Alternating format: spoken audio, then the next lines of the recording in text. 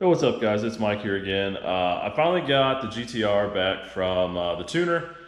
We will discuss all the horsepower numbers and everything we made with the new tune in another video. Today, we are going to take care of that issue of that little short video I made the other day about the windshield washer fluid.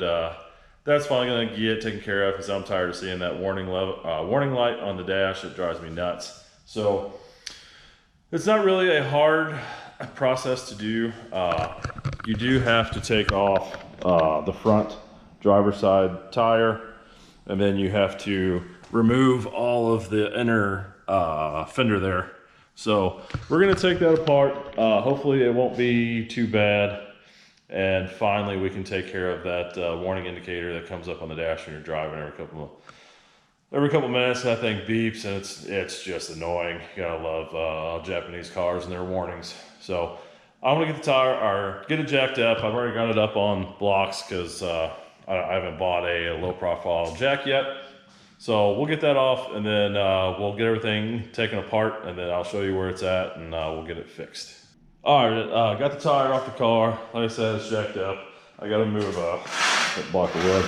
But the only thing else you have to do is you gotta take the plastic fender out here, and then it's just behind. You can see it, you can actually kind of see it in there, but it's just right in there. But what always amazed me, I took the tire off this car, is look how wide those tires are. For a front tire, that's a 285 on the front. Those things are massive.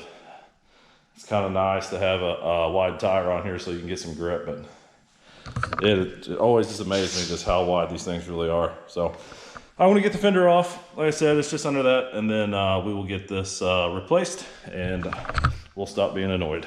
All right, so I got the fender out. Now, this is what I'm looking at when I get in here. Now, the dealership, when I asked them to put washer fluid in there, told me that they put washer fluid in it, and then they ended up giving me a jug of washer fluid.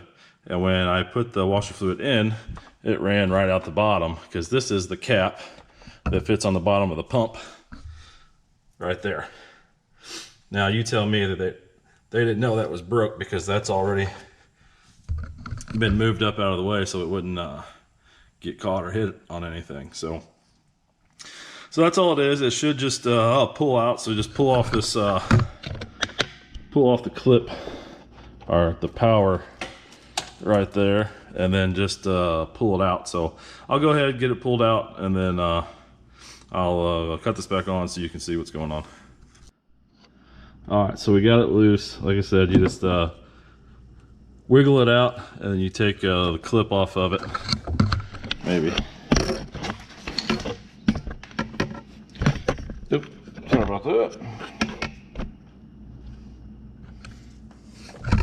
It's just, yeah. So that's what it is. So this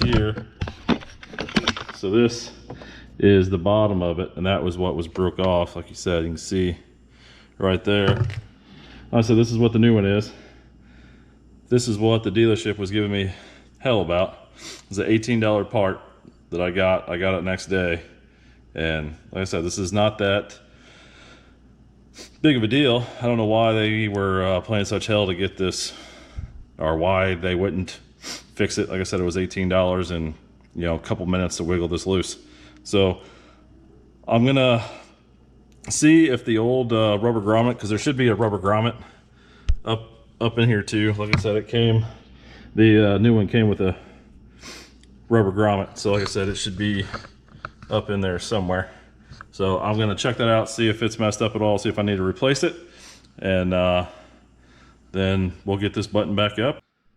All right, so I got up in there. The rubber grommet in there looks fine. So I'm just gonna leave the one that was in there on there. And if anything happens, I'll just keep a hold of this old one. And for future problems, hopefully there will be no more future problems. But yeah, that's all it is to replace the windshield washer pump.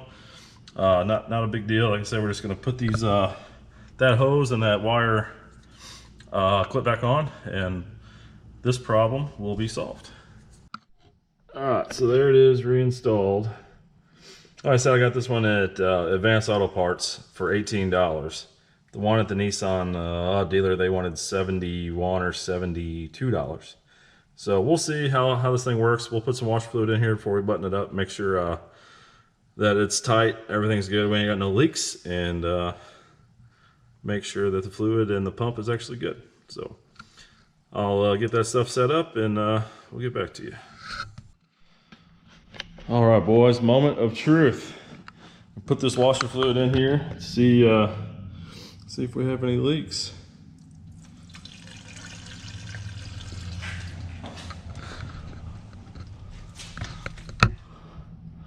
Boys, I think we're good. I'm not useless. It's not leaking, it's holding. Now let's get in the car and see if the pump works. So I would hate to put this back together and it not work. So let's get a little power, maybe.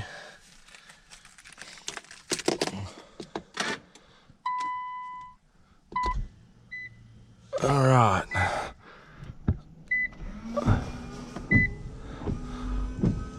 Boys, we have windshield washer fluid.